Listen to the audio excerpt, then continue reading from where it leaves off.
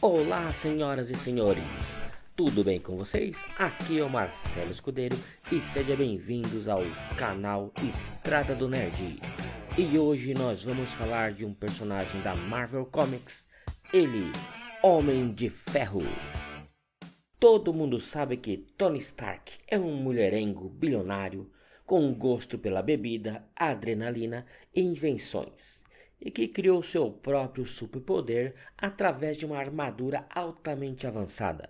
Confira então em nosso vídeo de hoje tudo sobre esse herói tão amado pelos fãs. Quando Stan Lee começou a pensar nos traços do personagem Homem de Ferro, ele pensou em criar um homem rico e glamouroso.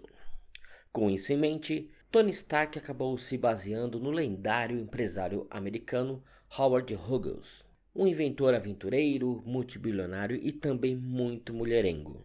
Na verdade, Stan Lee criou o Homem de Ferro como um grande desafio, pois era uma oposição de tudo que os aficionados da Marvel estavam habituados a ver nos heróis da época. De qualquer forma, ele enfrentou uma geração idealista que rejeitava a guerra, o materialismo, e ainda ele conseguiu fazer que um vendedor de armas se tornasse um dos personagens mais amados do universo Marvel.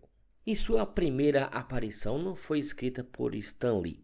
Embora tenha sido Stan Lee o desenvolvedor dos traços característicos do personagem, no qual conhecemos hoje, não foi ele que escreveu a primeira história oficial do Homem de Ferro. Devido a um incontável número de projetos urgentes, o autor tinha em mãos a tarefa de delegar o trabalho ao seu irmão, o Larry Lieber. Assim, juntamente com os artistas Larry Lieber e Jack Kirby, nasceu a primeira aventura do Homem de Ferro em Tales of Suspense 39, sendo o aspecto original de Tony Stark e Pepper Potts, de autoria de Don Reck, e a primeira armadura do herói ilustrada pelo Kirby. Tony não é um verdadeiro Stark. Durante 50 anos, foi certo que Tony Stark era filho biológico de Howard e Maria Stark.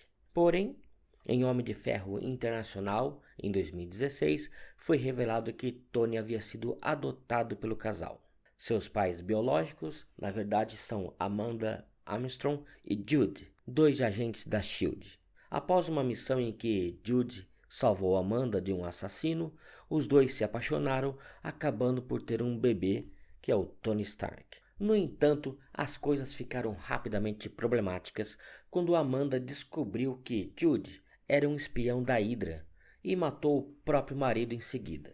Amanda entregou Tony a SHIELD para que cuidassem do bebê. Aí, a organização deixou o Tony em um orfanato na Bulgária, e foi nesse momento que Howard Stark o encontrou e adotou o pequeno bebê.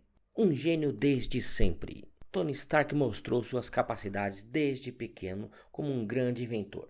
Ele vivia fascinado com a criação e o controle de máquinas, e com apenas 15 anos o garoto foi aceito no MIT, terminando com 2 cursos completos em apenas 4 anos. Após a sua formatura, Tony começou a trabalhar nas indústrias Stark, a empresa do seu pai. Mas o jovem estava mais interessado em festas, garotas, do que nos negócios da família. Infelizmente, seus pais acabaram por morrer em um acidente de carro, e o que levou o jovem Stark, com apenas 21 anos, a começar a liderar a sua empresa. Mais tarde, durante a Guerra do Vietnã, Tony Stark foi atacado e raptado por uma gangue liderada pelo revolucionário Wong Chu, o que levou a seus ferimentos e à criação da primeira armadura do Homem de Ferro. Originalmente, o Homem de Ferro era cinza. Inicialmente, a armadura do Homem de Ferro era um cinza metálico, uma cor própria de um robô. Porém, uma ex-namorada do Tony sugeriu que essa cor fazia que o público tivesse medo e não aceitasse a ajuda dele facilmente. Então, o herói levou esses conselhos em conta e pintou sua armadura de dourado, por ser uma cor mais amigável. Mais tarde, o Homem de Ferro adotou seu padrão vermelho e dourado que se mantém até os dias de hoje. O Rei da Mulherada. Uma das características que define Tony Stark é seu jeito com as mulheres. Sendo um homem de sucesso, rico e inteligente, É normal vermos o Tony Stark rodeado pelo sexo feminino. Problemas com álcool. No final dos anos 70, a HQ do Homem de Ferro revelou um arco pessoal profundo que explora seu problema com a bebida. Em Demônio em uma Garrafa, vemos como desde criança Tony sempre esteve em contato com álcool. Primeiro, através de seu pai, que já era um alcoólatra, e mais tarde para impressionar seus amigos. Porém, seu vício piorou durante sua vida adulta. Em uma tentativa de combater o estresse por ser um herói, levou Tony a várias crises, em que quase perdeu a sua empresa, sua armadura e seu único amigo, o mordomo, o Jarvis. Homem de Ferro, fundador dos Vingadores. Ele foi um dos 5 membros fundadores dos Vingadores, junto com Hulk, Homem-Formiga, Thor e Vespa. Eles derrotaram Loki em Vingadores número 1. Além disso, a primeira base da equipe era uma mansão em Nova York, oferecida pelo Stark, e o time era financiado através da Fundação Maria Stark, uma organização de caridade com o nome da mãe do Tony. Mais que uma armadura. Além da sua poderosa armadura, Tony Stark é mais que um engenheiro mecânico formado no MIT. Na verdade, sua inteligência é de um super gênio, fazendo dele um dos homens mais inteligentes do planeta Terra, sendo até capaz de prever situações e formular estratégias e planos brilhantes. Além de gênio, Tony Stark também tem capacidades físicas. Ele foi treinado em combate pelo Steve Rogers, teve aulas de luta com a Viúva Negra e até o Pantera Negra. E ele completou seu treino também com o Shang-Chi, se tornando apto a qualquer tipo de combate corpo a corpo. O primeiro humano usando a Manopla do Infinito. A Manopla do Infinito tem o potencial de ser utilizada para fazer o bem ou para causar uma grande destruição. E quando completa com as 6 joias do infinito, seu usuário consegue fazer tudo o que quiser. Felizmente, o primeiro humano a usar a manopla foi o Homem de Ferro, e suas intenções eram bem altruístas. Após os Vingadores derrotarem o vilão Capuz, o qual tinha coletado todas as joias do infinito, o Homem de Ferro utilizou a manopla para derrotar e prender o vilão novamente. Ao invés de destruir o objeto, como havia prometido, ele transportou para a base dos Illuminati, compartilhando as 6 joias do infinito com seus companheiros. Dono da Área 51. Tony Stark confessou ter comprado a Área 51 em um leilão após o local ter sido abandonado pelo governo americano. Porém, não foi mencionada qualquer razão para a compra da Área 51. Agora é especulado que lá esteja guardado uma das joias do infinito. De qualquer forma, Tony Stark tem dinheiro suficiente para esse tipo de caprichos. Ministro da Defesa. Tony Stark não passou o tempo todo dentro de uma armadura de Homem de Ferro, lutando contra o crime. Durante um período, após revelar sua verdadeira identidade, o herói serviu como ministro da Defesa dos Estados Unidos. Isto com o objetivo de monitorar o uso da sua tecnologia pelos militares de seu país. Além disso, Stark assumiu o cargo de diretor da SHIELD durante os eventos do arco Guerra Civil. O Homem de Ferro foi um dos principais pilares da Guerra Civil da Marvel. Após um acidente provocado pelo uso de um superpoder, o governo americano criou uma lei que obrigava o registro de cidadãos com habilidades especiais. Sendo assim, os heróis se dividiam entre 2 lados. Em um lado, o Capitão América, que lutava pela liberdade de todos. Do outro lado, o Homem de Ferro, que apoiava o governo e a luta pela criação da lei. O conflito acaba terminando com a vitória do lado do Homem de Ferro, depois que o Capitão América se entregou. Mais tarde, Tony Stark teve um papel fundamental na decisão de exilar o Hulk em outro planeta.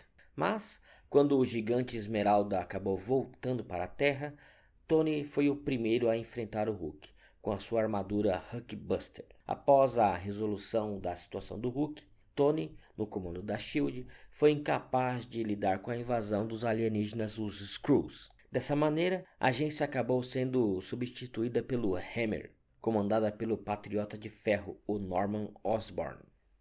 Então, para derrotar essa nova agência, Tony decidiu apagar toda sua memória, pois nela estava contida todos os registros dos heróis. Sendo assim, ele acabou extremamente debilitado e foi derrotado pelo Osborn. Por conta do impacto que gerou nas informações em seu cérebro, Tony ficou em estado de suspensão e precisou ser salvo pelo Doutor Estranho. Ele foi recuperado, mas ficou sem a memória dos eventos que ocorreram após a Guerra Civil. As armaduras de Tony Stark. Eu vou citar agora algumas das armaduras do Tony Stark, as minhas preferidas, mas ele já teve mais de 50 armaduras. A primeira é a clássica, o protótipo, que foi a primeira armadura do Homem de Ferro. Ela foi construída em volta de um reator criado para evitar que os estilhaços que recebeu na explosão chegassem até seu coração. A armadura vermelha e dourada do herói apareceu pela primeira vez durante uma batalha contra o vilão chamado Mr. Doll. A maioria das outras armaduras acabaram virando uma variação dessa, que até hoje é vista como um marco do herói nos quadrinhos e no cinema. Temos também a Hulkbuster, uma das mais populares de todas as armaduras do Homem de Ferro, e ela foi desenvolvida para enfrentar o incrível Hulk. Máquina de combate. O poder balístico da War Machine é superior e bruto no que diz respeito às outras armaduras convencionais do Homem de Ferro, e merece sempre ser lembrada. Tem também a Thor Buster. Ela foi construída através de uma gema asgardiana, oferecida pelo próprio Thor para a humanidade, a fim de desenvolver uma fonte de energia limpa. Mas devido a algumas mortes de asgardianos, Thor se voltou contra os Vingadores e Tony utiliza uma armadura movida pelo cristal asgardiano que lhe deu certa vantagem em luta contra o Deus do Trovão. Endosyn. A Endosyn, construída através de uma tecnologia simbionte, Tony também se livra de todas suas armaduras, as tradicionais armaduras do Homem de Ferro, a vermelho e dourado. Agora ela é toda prateada. Tony tinha uma ligação psionica com a Endosyn, o que lhe dava um completo controle sobre o uniforme, e uma das armaduras mais poderosas, lhe dando vantagem até mesmo contra o Hulk. Essa armadura é chamada de Homem de Ferro Superior. Extremis, com certeza é uma das minhas favoritas. Ela é criada para combater a própria arma biológica Extremis. Tony Stark usa em si mesmo, fazendo a armadura tornar-se dele. A parte interna da armadura é uma nanotecnologia que fica armazenada dentro do corpo do Tony, permitindo uma comunicação entre ele e a armadura. Bleeding Edge, ainda mais querida que a Extremis, esta armadura é armazenada completamente dentro do corpo do Tony, podendo ser formada apenas com o pensamento do Stark. Ela pode se tornar qualquer arma em qualquer designer que o Stark pensar. Em 2020, a Marvel anunciou que o Tony Stark ia voltar para o básico, o que inclui uma armadura projetada pelo aclamado artista Alex Ross.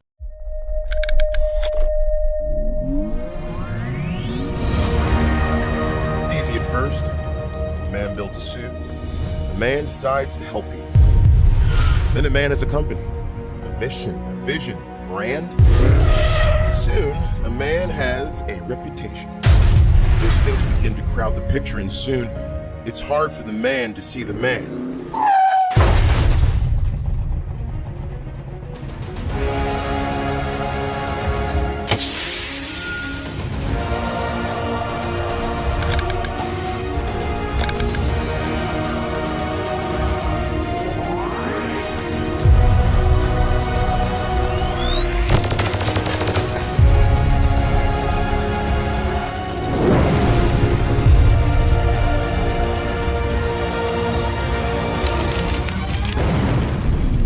Honestly, I need to get back to my roots.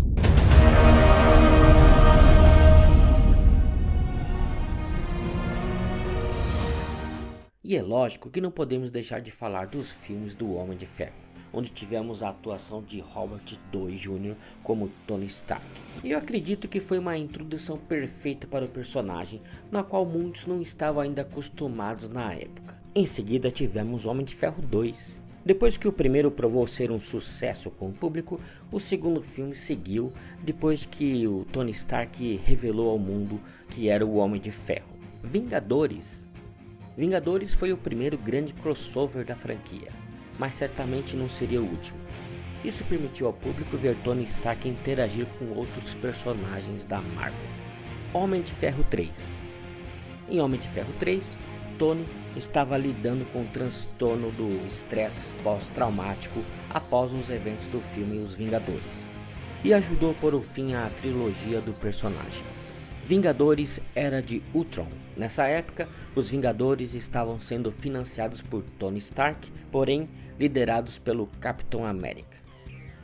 Capitão América Guerra Civil. Este filme foi um dos filmes mais emocionantes para o personagem, pois foi aqui que ele e o Capitão América ficaram em lados opostos, após um grande debate sobre como os Vingadores deveriam ser tratados após os danos causados em Era de Ultron. Homem-Aranha de volta ao lar.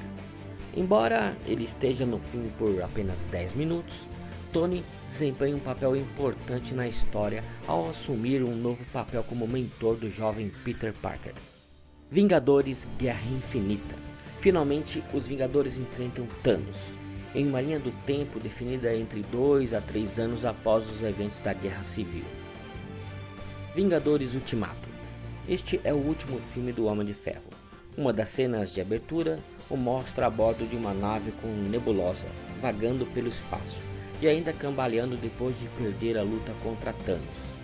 Após um intervalo de 5 anos, é revelado que o Tony Stark se distanciou da equipe e construiu uma vida só para ele, com a Pepper e sua filha a Morgan. Mas sua vida pacífica é interrompida quando os Vingadores se reúnem para reverter os danos causados pelo Thanos.